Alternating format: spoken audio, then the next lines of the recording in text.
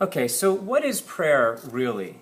Is it just telling God what we want, and then if we don't get it, we say that God either doesn't exist or God doesn't love us? What is the biblical definition of prayer? Well, the biblical definition of prayer is very different than the way we kind of construct it in our minds, the way we imagine it to be. Sometimes we kind of make up our own religion in our own mind unconsciously. So here's what the biblical word for prayer really means. The biblical word for prayer, prosekai, really means to exchange wishes or wills with another person. Or it could also be translated to interact with the Lord by exchanging your wishes for His wishes. That's prayer. So prayer is bringing your wishes and being honest with God about your wishes, giving them to God, and then instead of insisting on your wishes, accepting His wishes. And that's what prayer actually is. And so maybe if we've never done that, maybe we've never prayed, at least from a biblical perspective. In the Garden of Gethsemane, Jesus does just that, and this Greek word is what's used to explain His prayer. It says that Jesus said to the Father, I don't want to die on the cross for the sins of the world. Please take this cup of suffering away from me. But not my will, your will be done, Jesus says to God the Father.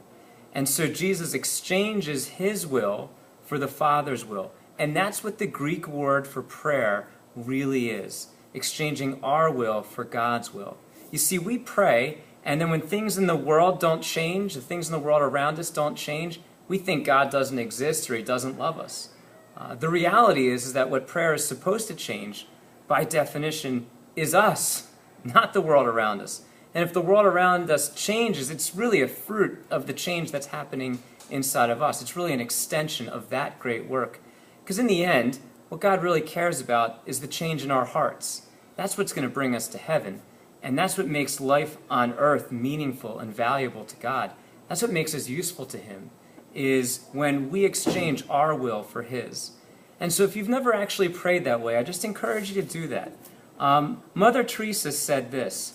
She said, prayer is not asking.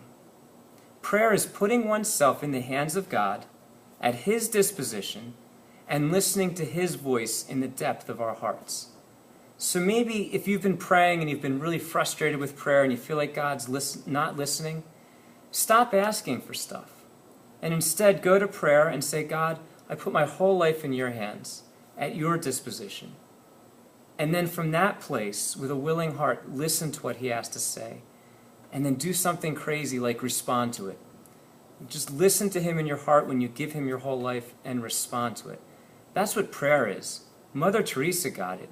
Jesus got it. And that's what the Greek word really means.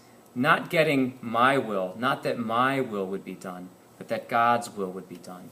And so when you pray, don't insist that your will is done. Tell God your will, yes.